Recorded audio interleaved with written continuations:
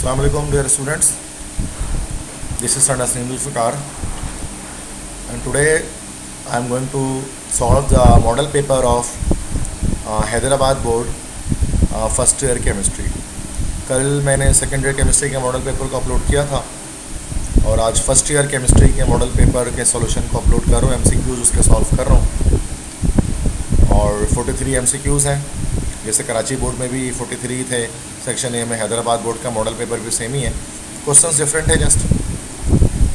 तो और जानते हैं कि मॉडल पेपर से 40% तक कोर्स लग सकता है, इसलिए ये ज़्यादा इंपॉर्टेंट है आपके लिए कि आप इसको अच्छी तरह से इसकी प्रिपरेशन आप कर लें. फर्स्ट क्वेश्चन है, how would you right. First question है, हाउ वुड यू राइट 38, उसके बाद 0 0 0 0 0 डिफरेंट ज़ीरोज़ हैं, ठीक है, टू ओनली 4 सिग्निफिकेंट फिगर्स. कि आप किस तरह से इस नंबर को सिर्फ 4 सिग्निफिकेंट फिगर में लिख सकते हैं. इसी नंबर को अगर हम पावर की सूरत में लिखते हैं 3.800 मल्टीप्लाई बाई 10 की पावर 6, तो ये हमारे पास 4 सिग्निफिकेंट डिजिट्स में आ जाएगा. सेकंड है, simplest formula that gives us information about the simple ratio of atoms in a compound is called dash. Simplest formula जो सिंपल रेशियो बताता है वो हमारे पास होता है C option, empirical formula. Third है, when 0.01 kg of calcium carbonate is decomposed the carbon dioxide produced occupies a volume at STP. क्योंकि आप जानते हैं कि 1 अगर हम किलोग्राम की बात करें तो उसके लिए हमें कैलकुलेटर यूज़ करना पड़ेगा.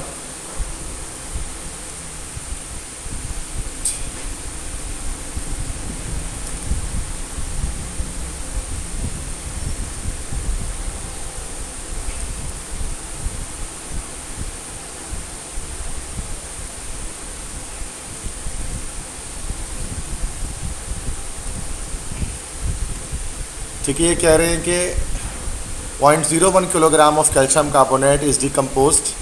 इसको डिकम्पोज किया जा रहा है तो कार्बन डाइऑक्साइड जो प्रोड्यूस होगी वो कितना वॉल्यूम ऑक्यूपाई करेगी STP पर. तो जाहिर सी बात है कि अच्छा 0.01 kg है कैल्शियम कार्बोनेट का, वो डिकम्पोज हो रहा है, तो कितना कार्बन डाइऑक्साइड प्रोड्यूस होगा पहले तो उसके हमें जो है वो नंबर ऑफ मोल्स पता होने चाहिए. तो पहले हम किलोग्राम को अगर हम ग्राम में कन्वर्ट करें तो पॉइंट जो है वो 0.1 है, इसको मल्टीप्लाई करना पड़ेगा 1000 से, ये ग्राम आ जाएगा हमारे पास 10 ग्राम. अब इसके अगर हम नंबर ऑफ, तो 10 ग्राम है, तो 10 ग्राम से जो है वो हमारे पास क्या बन रहा है कि 100 ग्राम से हमारे पास जो है वो 44 ग्राम हमारे पास बनता है कार्बन डाइऑक्साइड. ठीक है, 100 ग्राम कैल्शियम कार्बोनेट से 44 ग्राम बनता है. तो 10 ग्राम से कितना बनेगा, तो ये हमारे पास बनेगा 4.4 ग्राम. या इसको नंबर ऑफ मोल्स की बात करें तो ये 10 ग्राम यहाँ पर हमारे पास हो जाएगा इसका 0.1 moles, 0.1 mole of calcium carbonate. तो 0.1 मोल जो है वो कार्बन डाइऑक्साइड की बात करें तो 22.41 को जब हम डिवाइड करेंगे 10 से, यह आ जाएगा 2.241. इतना DMQ 2.241 इतना DMQ हमारे पास कार्बन डाइऑक्साइड का बनेगा. ठीक है. फोर्थ है, all of the following are empirical formula except. इनमें से सारे के सारे एम्पेरिकल फार्मूला है सवाई किसके, तो N2O4 C3H8 Al3SO4 whole to Na2SO4. इनमें से सारे के सारे एम्पेरिकल फार्मूला है सवाई इसके. तो यहाँ पर जो है वो अगर आप देखें तो C3H8 और ये सारे हैं, और आयनिक कंपाउंड के तो असल में एम्पेरिकल फार्मूला ही होते हैं. और जब N2O4 और C3H8 की बात करें तो N2O4 डाई नाइट्रोजन हमारे पास टेट्राऑक्साइड मॉलिक्यूलर फार्मूला है. ठीक है, तो ये हमारे पास N2O4 हो जाएगा जो कि असल में मॉलिक्यूलर फार्मूला है, एम्पेरिकल फार्मूला नहीं है. फिफ्थ हमारे पास है, the volume is inversely proportional to the pressure if temperature is constant. This statement belongs to, किसकी स्टेटमेंट है, तो वॉल्यूम इन्वर्सली प्रोपोर्शनल प्रेशर की, ये हमारे पास बॉयल्स लॉ की स्टेटमेंट है. तो ये अभी ऑप्शन यहाँ पर करेक्ट होगा. नेक्स्ट MCQs है, सिक्स्थ है, which gas will show highest and lowest diffusion. Highest और लोएस्ट डिफ्यूजन कौन शो करेगा. ठीक है, तो यहाँ पर अगर हम देखें SO2 और H2 हो जाएगा यहाँ पर। तो जहाँ पर hydrogen gas highest diffusion show करेगा और SO2 gas lowest diffusion show करेगा। 7th the resistance to flow of liquid, इसको क्या कहते हैं? इसको हम कहते हैं विस्कोसिटी। 8th है existence of an element in more than one form is known as, अगर एक एलिमेंट एक से ज़्यादा फॉर्म में एग्जिस्ट करता है तो उसको हम लोग कहते हैं एलोट्रोपी। 9th है the amount of heat required to vaporize 1 mole of a liquid at its boiling point, ये आपके पास 1 मोल की बात कर रहे हैं, तो that is molar heat of vaporisation उसको हम कहेंगे, क्योंकि वेपर्स बन गए। 10th है in the Bohr's model of atom the electron in energy level emits और absorbs energy only when it change energy level, जब वो एनर्जी लेवल चेंज करता है इलेक्ट्रॉन तो वो क्या करता है, एनर्जी को एब्जॉर्ब या एमिट कर रहा होता है। Bohr's model of atom is contradicted by, Bohr का एटॉमिक मॉडल किसने गलत करार दिया? हाइसेनबर्ग ने गलत करार दिया, हाइसेनबर्ग अनसर्टेनिटी प्रिंसिपल के थ्रू। 12 है the neutron was discovered, neutron को डिस्कवर किया था जेम्स चैडविक ने, डी ऑप्शन करेक्ट।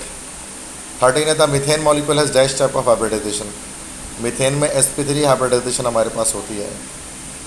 14 है mass of electron 9.1 × 10⁻31 kg, this is actually the mass of 1 electron.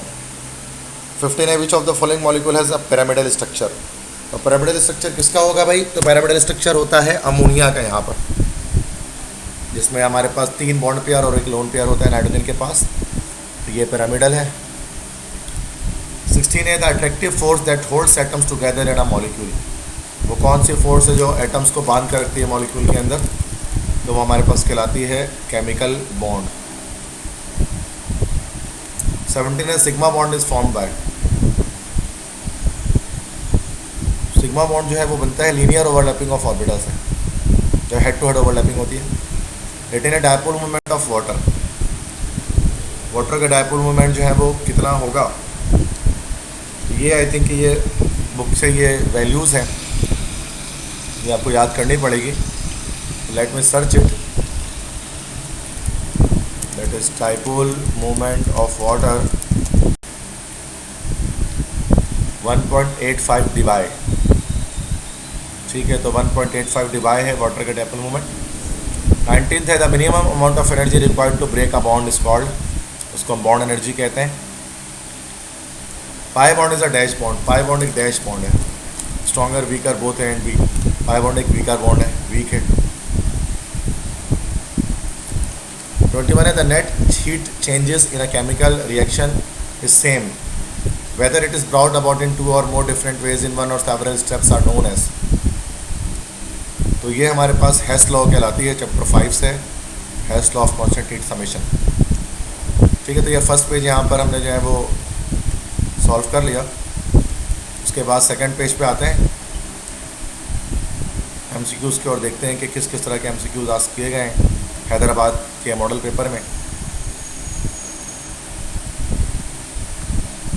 For a given process the heat change at pressure and constant volume are relatable to each other, किस तरह से relatable होंगे आपस में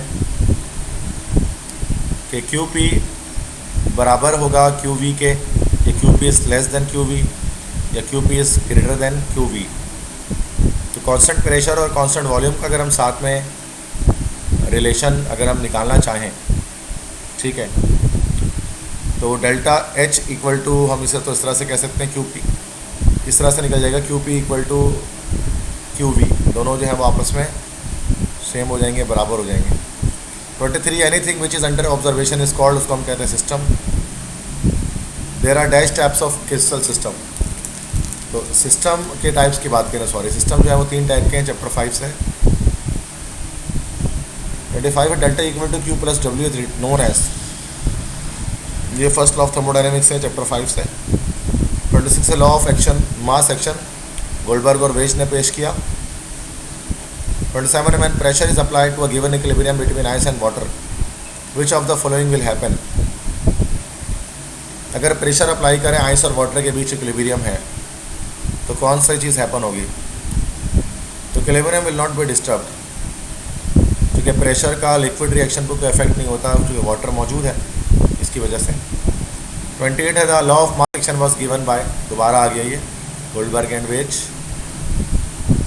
The active mass means, active mass का क्या मतलब होता है? The effective concentration taking part in a chemical reaction, the ineffective concentration taking part in a chemical reaction, the effective volume taking part in a chemical reaction, the ineffective volume. तो ये होगा A, the effective concentration taking part in a chemical reaction. 30 है, what can affect the magnitude of equilibrium constant Kp of a reversible gaseous reaction. कौन सी चीज़ affect कर सकती है Kp की value को? तो वो सिर्फ और सिर्फ प्रेशर अफेक्ट कर सकती है, सॉरी Kp की कांस्टेंट की वैल्यू को जो है सिर्फ और सिर्फ जो है वो आपका टेम्परेचर अफेक्ट कर सकता है हर तरह के रेट कांस्टेंट को। 31 है, hydrolysis of potassium acetate produce. Potassium acetate की जब हाइड्रोलिसिस करेंगे तो एसिटिक वीक एसिड है, तो हमारे पास यहाँ पर एक बेसिक सोल्यूशन बन जाएगा पोटेशियम हाइड्रोक्साइड की फॉर्मेशन की वजह से। 32 oxidation number of sulphur in SO4 -2। तो देखिए सल्फर का निकालना है, ऑक्सीजन का -8 उधर गया, +8 -2 तो +6 निकल गया ये। तो 33 है, the term hydration means reaction of water molecule with central atom, नहीं। Surround removal of water molecule from central metal atom, नहीं। ये होगा C, surrounding of water molecule around central metal atom, that is called hydration. 34 है, the phenolphthalein indicator in a basic solution. Base में phenolphthalein होता है pink. 35 है, the compound which acts itself as indicator. कौन सा कंपाउंड इंडिकेटर के तौर पर एक्ट करता है? KMnO4। रिडॉक्स टाइट्रेशन में खुद इंडिकेटर के तौर पर काम करता है। Oxidation number of a neutral atom और कंपाउंड वो हमेशा क्या होता है? 0 होता है न्यूट्रल का। 37 है, the rate of reaction increases as the reaction proceeds, decreases as the reaction proceeds, remain same as the reaction proceed. तो जैसे जैसे रेट ऑफ रिएक्शन, जैसे जैसे रिएक्शन आगे बढ़ता रहता है डिक्रीज होती रहती है जैसे तो रेट ऑफ रिएक्शन, ठीक है, बी ऑप्शन करेक्ट है। 38 है, substance which altars the rate of reaction is called, उसको हम लोग कहते हैं कैटलिस्ट, जो रिएक्शन के रेट को अल्टर कर सके, तब्दील कर सके। 39 है, instantaneous rate of chemical reaction is, तो rate of reaction in the beginning, rate of reaction at the rate of reaction at a given instant. किसी ख़ास मौके पर अगर रेट ऑफ रिएक्शन कैलकुलेट किया जाए तो वो इंस्टेंटेनियस रेट ऑफ रिएक्शन है, स्मॉल इंटरवल ऑफ टाइम के लिए। 41 temperature of reacting gases is raise to 10 K, the rate of reaction double हो जाएगा, ये थंब रूल है। 41 है, what scientist which scientist give the name of electron, Stoney ने नाम दिया था इलेक्ट्रॉन को। 42 है, the mass number of an element किसके बराबर होता है? प्रोटॉन और न्यूट्रॉन की मजमूई तादाद के, बी हो जाएगा, number of protons and neutrons in the nucleus. 43 है, 32 ग्राम ऑक्सीजन कंटेंस कितने मॉलिक्यूल्स होंगे इसमें? 32, दैट इज़ 1 मोल हो गया तो 6.02 10 की पावर 23 इतने ही मॉलिक्यूल्स होंगे, ठीक है। So these are all the MCQs of Hyderabad board first year chemistry model paper. तो इंशाल्लाह दोबारा मुलाकात हुई नए लेक्चर के साथ, तब तक के लिए इजाज़त दीजिए, अल्लाह हाफिज़।